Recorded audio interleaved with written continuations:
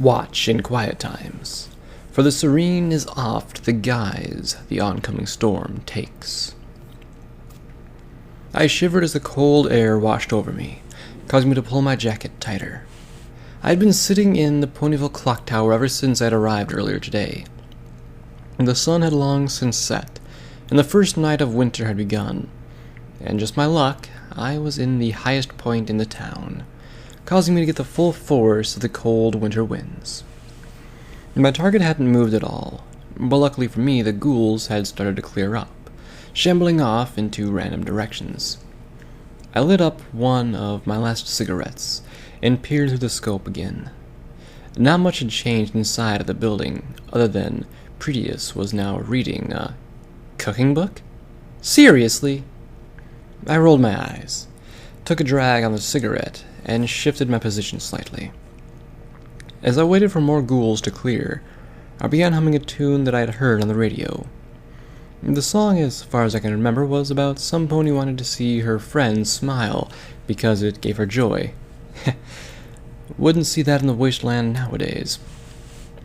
My ears folded back, and a chill ran up my spine as I heard light hoof steps coming down up the stairs behind me. I quickly twisted my rifle around and aimed it right where some pony should be standing, only to find nothing there. My first thought that there was a zebra invisibility cloak, but that was quickly debunked as a small pebble I just threw clattered down the steps harmlessly. I sighed, thinking it was just my normal paranoia while on the job, and the wind was messing with me. Okay, calm down, Storm. Focus on the task at hoof, and stop jumping at every little noise you hear. It was another 20 minutes before the lights in the library went out. By this time, most of the ferals had wandered off, leaving a much more manageable path through the town. I put out my most recent cigarette and put it back in my pocket, not wanting to waste the bit that remained by tossing a half-used cigarette over the tower. I strapped my rifle back around my back and slowly made my way down the stairs. Fuck. I shivered violently. It was even colder down on the ground than it was up in the belfry. How was it even possible? And why did I feel as though I was being watched? I shook my head and ignored the feeling as I trudged my way through the town. Snow had started falling when I was about halfway through the town, giving the entire place an eerie feeling.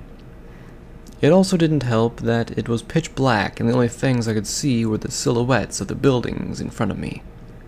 The occasional ghoul sometimes wandered out into the streets, forcing me to hide behind a frosty mailbox or something. Other than that, I had little interruptions as I made my way towards the library. By the time I reached the destination, the snow was already halfway to knee height, and I was shaking uncontrollably. Damn, how I wish I'd worn something a little warmer. I slowly prodded the door open with a hoof and crept inside, making sure to stay as quiet as possible. I could just make out the faded old books that lined the walls. Most looked as if time hadn't been friendly to them at all, while others looked in near pristine condition. Creepy in here, isn't it? What the hell? I looked around, but I wasn't able to see anything or any pony. With a second thought, I took out my Colt 1911, pointing it every which way. Not noticing that I never really aimed in the direction where the sound came from, I slowly turned around to where the voice really came from, and stood. A bookshelf. Why do they always have to make this harder on them than it needs to be? I wasn't going to take any chances with this guy, so I decided it would be best to just tackle him. And, well, I'm not going to lie. I was wrong. I ran straight into a bookshelf and not the pony I was looking for. A black mist and gleeful laughter came from behind me. Oh man, I wasn't able to keep myself from laughing at that. Sorry, you just looked so silly, I couldn't help myself. But you were right. I was a bookshelf. Well, might as well take this chance to take care of you. Shit. I forgot to use his illusionary magic. With no time to think, I took my Colt and shot him right in the left front hoof, and he fell to the ground with a howl of pain. I took out my magazine of rubber bullets, put it into the gun, chambered one of the non-lethal rounds, and pointed it at his head. And this is why they hire me for these jobs. Pow! The rubber bullet went and did its job and knocked him out for the time being. Now, where do I have to take this poor bastard? I checked my satchel. Wait, where is it? I sighed and tried to find the piece of damned paper, and after about an hour of searching I finally found it. It had fallen out when I tackled the bookshelf. I was puzzled to see where it said to take him. Well, it appears that you got yourself into trouble with the Steel Rangers. My ears perked up at the sound of glass breaking in the other room. Shit! I'd completely forgotten about the ghouls outside. The gunshot must have attracted them. They should have gotten here sooner if I wasn't for the 4 feet of snow out there. Thank the goddesses for that. What's going on? I guess that unicorn finally woke up. Well, at least I don't have to carry him to the stairs now. Get up. Wait, can you even stand? I just remembered that I shot him in the leg. With a flinch, he stood up. Yeah. And thanks for asking me. Most other bounty hunters would just point their gun and yell at me to get up. By the way, what's happening? Well, to make it short, if we don't get to high ground, we will most likely be torn apart by ghouls and die. Any other questions? I said this as I started to head towards the nearest stairs, the ghoul being in the other room. Yeah. Where's the bathroom? He said this with a smug look on his face. I wanted to punch him in the face so hard, but now wasn't the time. I got myself up the stairs and whispered, Do you want to die? Get up the stairs! Now! Fine, fine. He limped up the stairs, and I guess the ghoul heard my voice because it was rushing across the room to where my voice came from. I had no time to think. I aimed my gun at the ghoul's head and fired. The bullet tore through this thing's skull and the skin on its face, causing me to blink in surprise at the fact that the ghoul's head wasn't blown off. I spotted the ammo counter on the bottom of my HUD, and 3 letters accompanied the numbers telling me how much ammo I had left. RBR. I slammed the door shut behind me once we were in the upper parts of the library. After sliding down the door and onto the floor with a nice thump, I sighed and changed out the mag of rubber bullets for one with actual bullets. After a while, the loud banging on the door began, making my goal of blocking the entrance to the room harder as bits of wood started to chip off the door and fall into my lap. Damn it. This old door won't hold much longer. Who knew this would be how I died? Getting ripped apart by ferals while on a job. You know, you don't seem to be that smart, nor good at your job, the red pony said as he dug through something and threw it off in the corner of the room. He stood back with a large minigun floating in his magical aura. He smirked. I only keep this for emergencies. I blinked with disbelief at the fact that he had a gun that big, but I didn't try to use it on me earlier. And he's calling me the dumb one. Out of the way! He ordered me as the minigun revved up. Just as I'd cleared the door, it burst open, and the bullets being fired perforated every ghoul that tried rushing through the door. Many screeches and loud gun noises later, I uncovered my head and looked around. The barrel of the minigun was smoking, and a large pile of shredded jerky and ichor lay on the doorway. Now that we've properly attracted every feral within 50-mile radius to our location, we should get out of here. I nodded in agreement and stood up, walking over to the unicorn. I bit down on the barrel of my pistol. Normally not a smart thing to do, but for what I had planned, it was the only option. I brought the gun across his face, granting a loud, yet satisfying whack to echo across the room. I looked over the damage I had done as I holstered the weapon. He'd be sore for sure when he woke up in a few hours, but I need the rest of this job to go smoothly outweighed my morals. I picked up the minigun and dropped it in my satchel, thanking the goddess for the enchantment to allow me to carry more than what I normally would be able to possibly carry in it. After tying his legs up, it wasn't easy getting Pretius out of the library, and it was even harder to find an inconspicuous house to lay low in for a while, but I'd managed to do it. To his credit and my relief, my cargo had known that if he struggled at all, we would both have been zombie food.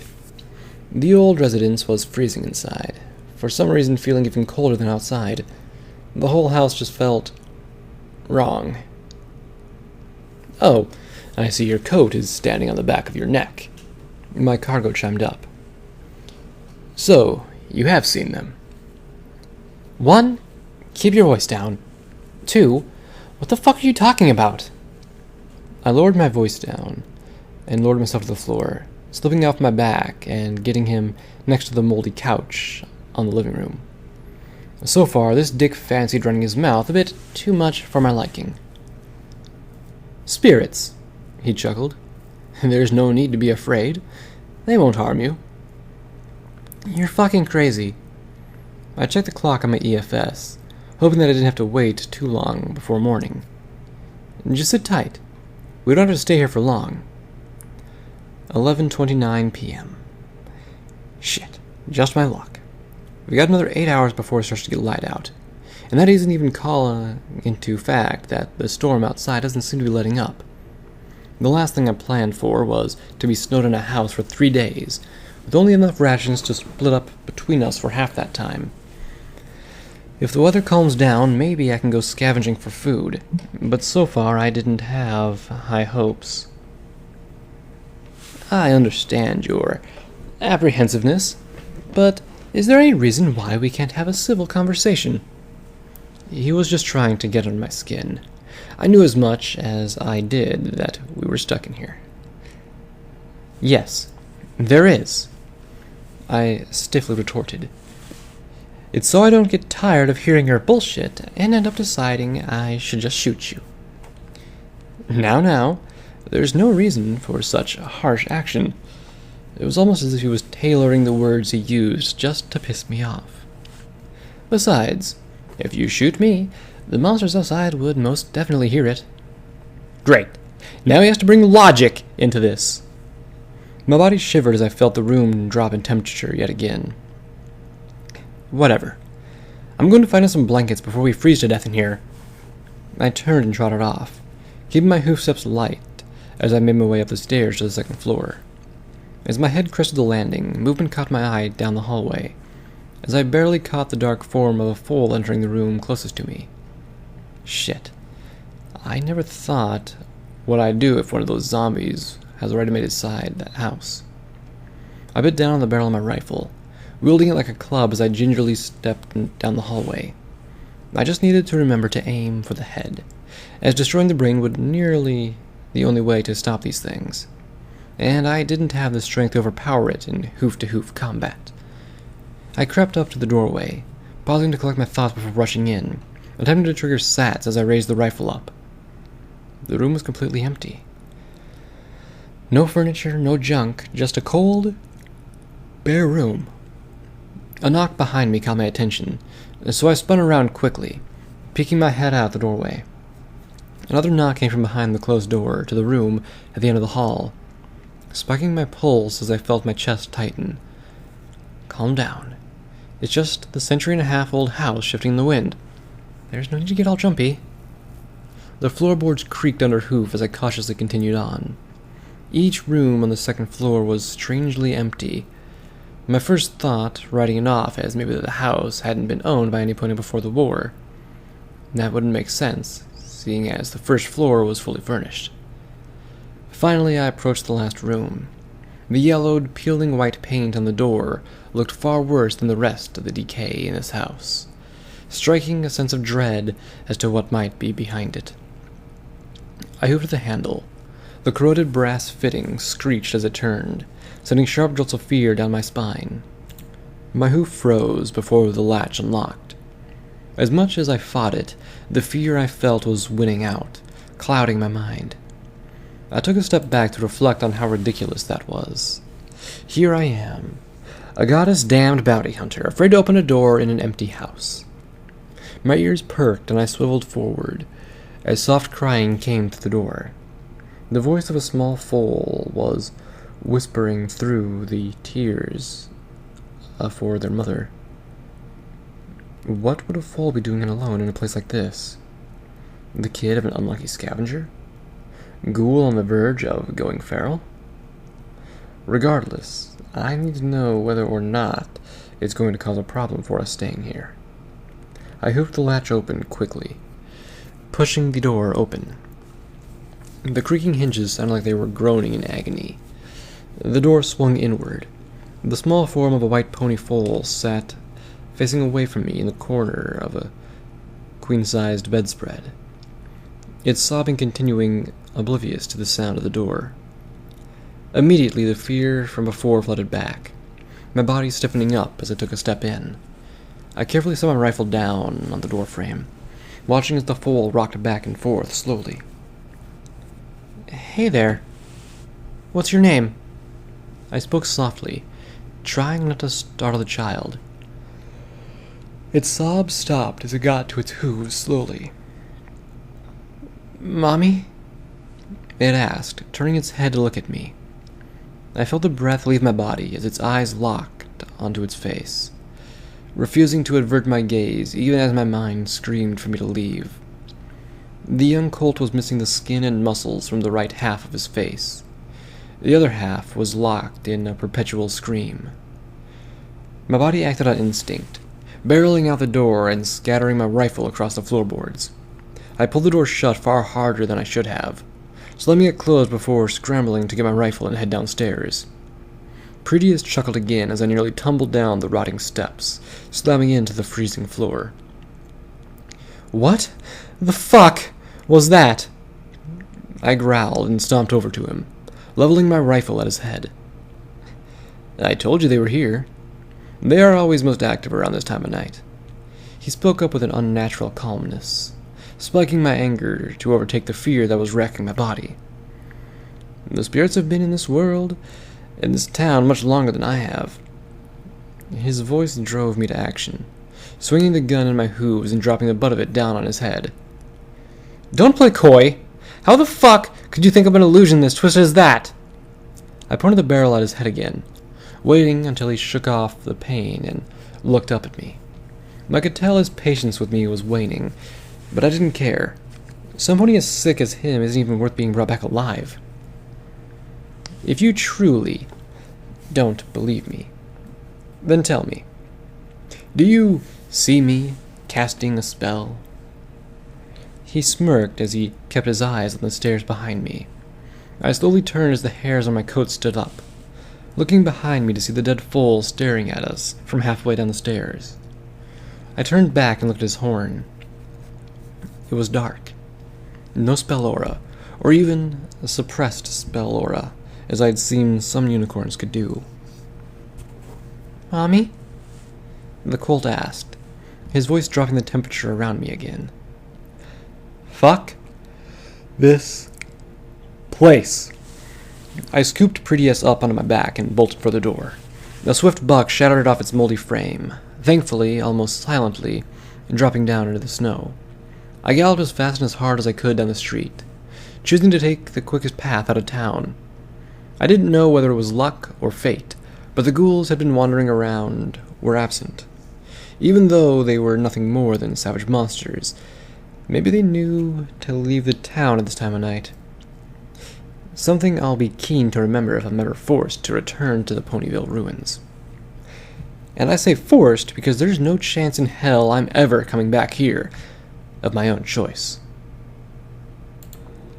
The freezing night air was still as the heavy snow fell quietly in the darkness all around. The crunching of my hooves and incessant tune Prettius had started quietly humming were the only reminders that I wasn't dreaming. Well, that and the constant fear that we were going to freeze to death if we didn't find shelter helped keep me focused. My cargo stopped humming momentarily and shifted around on my back. I would hate to think you don't know this, but we should find a place to warm up. His voice echoed amongst the hills around us, carrying off into the distance. We would have already, if I didn't have to haul your ass around. I groaned, pulling us up a small embankment. Oh, if I had known you were having so much trouble. He quickly rolled himself off my back onto the snow, standing up onto his hooves as I spun around. His horn glowed as he levitated the short length of rope over to me, laying it across my back. It feels so much better to be able to move my hooves again. The nerve of this guy. What the fuck? You've just been laying on me this whole time when you could have been walking? I was fuming. If it weren't for the contract specifying he needed to be alive, I'd cut him open and use his guts for warmth. You'd expect a knot to stop unicorn? If that were true, our kind would have never made it through the Dark Ages. He rolled his eyes and trampled past me, pressing onward. The buildings have been undone since we left the library. I was simply curious to see how you handled the situation. Well, I hope you were entertained, I shouted, keeping a few paces behind him. 'Cause this still doesn't fix us freezing to death out here. Nonsense. There, ahead of us. Ruins of some kind. He lifted his hoof and pointed ahead of us. I squinted, barely able to make out the faintest of outlines. As we approached, some sort of motion sensor activated a set of lights inside it. It was a 2-story building. Well, half of a 2-story building, to be specific. The light inside came from a flickering set of fluorescent lighting that hung down from the twisted concrete and metal that jutted out to the ruins. Huh. Kinda odd to see half a building.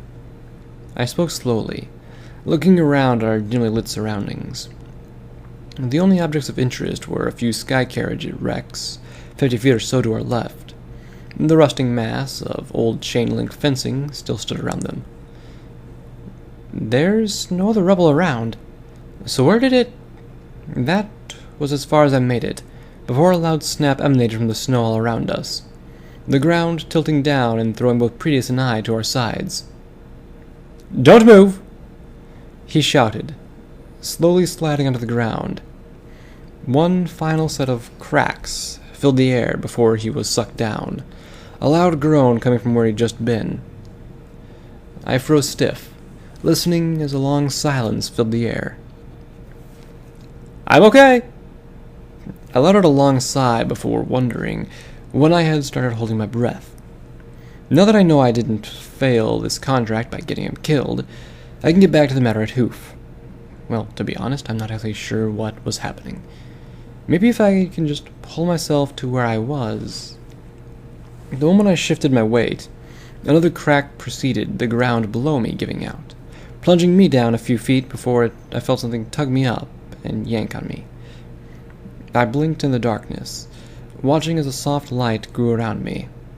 I looked down to see Pretius's horn glowing, outlining the look that had to be an old office of some sort. It turns out my satchel had gotten caught on one of the struts that had been holding up the glass roofing that we fell through, keeping me hanging from the carpeting office floor. Well, at least we know where the other half of the building went. He chimed happily. All fun and games for the guy who doesn't hang precariously and freeze his flank off. The strut above me let out a groan. The snap of what I assumed was an essential bolt was all I heard before my body slipped from my bag. I slammed into the wood with a wet thump, groaning and rolled on my back as pain shot through what I had previously thought was my numb body. Celestia, that... For the second time in 5 minutes, I was cut off by a loud snap. This time, the floor below me gave out completely, dropping me down yet another floor. Without my bag to slow down my fall down again, momentum carried me through the rotten carpet and wood, finally dumping my flank onto the concrete ground of what I assumed was the basement. With my last throes of consciousness, I peered up through the set of holes above me, spotting the light from Pretius's horn shining down on me as he floated my satchel off the struts and out of sight. Well, this wasn't how I thought I'd go out. Left to die in the bottom of this hole, with my provisions taken by the only pony around for miles capable of saving me. At the very least, the air down here was warm enough that I wouldn't freeze to death. Not that I care right now. I'm too tired to care. Maybe I can just sleep the pain away. Chapter end. Winter is nature's way of saying, up yours. Quests finished, none. Quest started, into darkness. Levels earned, none. Perks earned, none.